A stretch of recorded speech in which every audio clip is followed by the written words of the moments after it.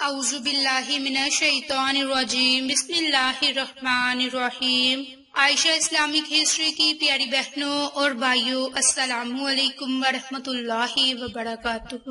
تمام تعریفیں اللہ کے لیے، وہی نیک لوگوں کا ولی ہے۔ میں گواہی دیتی ہوں کہ اللہ کے سوا کوئی معبود برحق نہیں، وہ یکتا ہے، اس کا کوئی شریک نہیں۔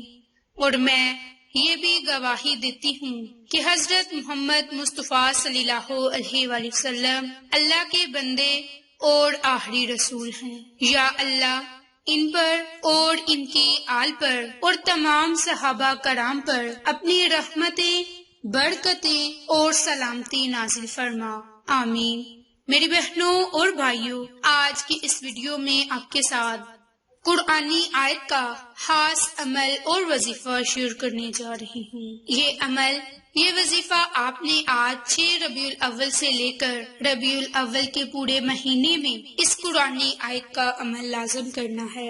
میری بہنوں، اللہ تعالیٰ نے مسلمانوں کو بعض چھوٹی چھوٹی چیزوں سے بڑی ہی برکت عطا فرمائی۔ بسم اللہ الرحمن الرحیم بھی اسی میں شامل ہے۔ اسی آیت کے ذریعے اللہ تعالیٰ کی غیبی مدد حاصل ہوتی ہے۔ اس چھوٹی سی آیت میں اس قدر طاقت ہے، کوئی عام مسلمان اس کا تصور بھی نہیں کر سکتا۔ بسم اللہ الرحمن الرحیم، شروع اللہ کے نام سے جو نہایت مہربان رحم کرنے والا ہے۔ بسم اللہ یعنی کہ اللہ کے نام سے شروع۔ قرآن مجید کی ابتدا بسم اللہ سے اس لیے کی گئی تاکہ اللہ کے بندے اس کی پیروی کرتے ہوئے ہر اچھے کام کی ابتدا کریں، اور حدیث پاک میں بھی اچھے اہم کام کی ابتدا بسم اللہ سے کرنے کی ترغیب دی گئی۔ جیسے کہ حضرت ابو ہریرہ سے روایت ہے کہ حضور نبی کریم صلی اللہ علیہ وآلہ وسلم نے ارشاد فرمایا کہ جس اہم کام کی ابتدا بسم اللہ الرحمن الرحیم سے نہ کی گئی تو وہ ادھورا رہ جاتا ہے۔ لہذا تمام مسلمانوں کو چاہیے کہ ہر نیک اور جائز کام کی ابتدا بسم اللہ الرحمن الرحیم سے کریں، کیونکہ اس میں بہت ہی برکت ہے۔ الرحمن الرحیم، جو بہت ہی مہربان رحم کرنے والا ہے۔ اللہ تعالیٰ نے اپنی ذات کو رحمان اور رحیم فرمایا تو یہ اس کی شان سے بعید ہے کہ وہ رحم نہ فرمائے۔ مروی ہے کہ ایک سائل نے بلند دروازے کے پاس کھڑے ہو کر کچھ مانگا تو اسے تھوڑا سا دے دیا گیا۔ دوسرے دن وہ ایک کلہاڑ لے کر آیا اور دروازے کو توڑنا شروع کر دیا۔ اس نے کہا کہ تو ایسا کیوں کر رہا ہے؟ تو اس نے جواب دیا، تو دروازے کو اپنی عطا کے لائق کر یا اپنی عطا کو دروازے کے لائق بنا۔ اے ہمارے رب، رحمت کے سمندروں کو تیری رحمت سے وہ نسبت ہے جو ایک چھوٹے سے ذرے کو تیرے عرش سے نسبت ہے، اور تو نے اپنی کتاب کی ابتدا میں اپنے بندوں پر اپنی رحمت کی صفت بیان کی ہے، اس لیے ہمیں اپنی رحمت اور فضل سے محروم نہ رکھ۔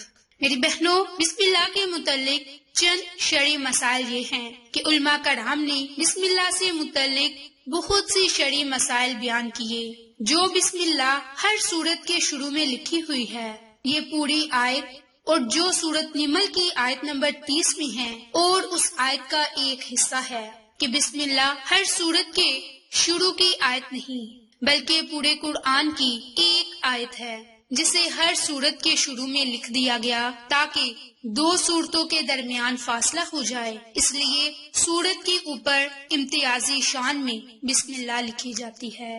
آیات کی طرح ملا کر نہیں لکھتے، اور امام جوہری نمازوں میں بسم اللہ اونچی آواز سے نہیں پڑھتا۔ حضرت جبریل علیہ السلام جو پہلی وحی لائے اس میں بسم اللہ نہ تھی۔ میری بہنوں، تلاوت شروع کرنے سے پہلے اعوذ باللہ من الشیطان الرجیم پڑھنا سنت ہے، لیکن اگر شاگرد استاد سے قرآن مجید پڑھ رہا ہو تو اس کے لیے سنت نہیں۔ سورت کی ابتدا میں بسم اللہ پڑھنا سنت ہے ورنہ مستحب ہے۔ بسم اللہ کی فضیلت بہت زیادہ، بہت ہی برکات ہے۔ اس کے متعلق اللہ تعالیٰ کے حبیب حضرت محمد مصطفیٰ صلی اللہ علیہ وآلہ وسلم نے ارشاد فرمایا کہ مجھ پر ایک ایسی آیت اتری ہے جو حضرت سلیمان کے علاوہ کسی نبی پر نہیں اتری، اور وہ بسم اللہ الرحمن الرحیم ہے۔ جب یہ آیت نازل ہوئی تو بادل مشرق کی طرف چھٹ گئے، ہوائیں ساکن ہو گئیں، سمندر ٹھہر گیا، جانوروں نے کان لگا لیے، شیاطین پر آسمان سے شعلے گرے۔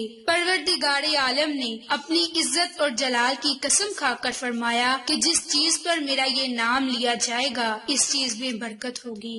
تو میری بہنوں، جب اللہ خود فرما رہا ہے کہ میرا یہ نام جس چیز پر لے کر پڑھا جائے گا اس میں برکت ہوگی، میری بہنوں، اسی طرح بسم اللہ کی وجہ سے گناہگار کی بخشش ہو گئی۔ ایک گناہگار کو خواب میں مرنے کے بعد کسی نے خواب میں دیکھا اور پوچھا کہ اللہ تعالیٰ نے تیرے ساتھ کیا معاملہ کیا؟ تو اس نے بتایا کہ ایک دن میں ایک مدرسے کی طرف سے گزرا تو ایک پڑھنے والے نے بسم اللہ الرحمن الرحیم پڑھی۔ اسے سن کر میرے دل کو سکون ملا اور اللہ تعالیٰ کے نام کی مٹھاس نے اثر کیا، اور اسی وقت میں نے سنا کہ کوئی کہنے والا کہہ رہا تھا کہ ہم دو چیزوں کو جمع نہ کریں گے، ایک اللہ کے نام کی لذت اور دوسری موت کی تلخی۔ پھر موت کے بعد مجھے پتا چلا کہ اللہ نے مجھے بخش دیا۔ میری بہنوں اور بھائیوں، حضرت ابو ہریرہ فرماتے ہیں کہ ایک مرتبہ ایک مسلمان اور ایک کافر شیطان کی ملاقات ہوئی۔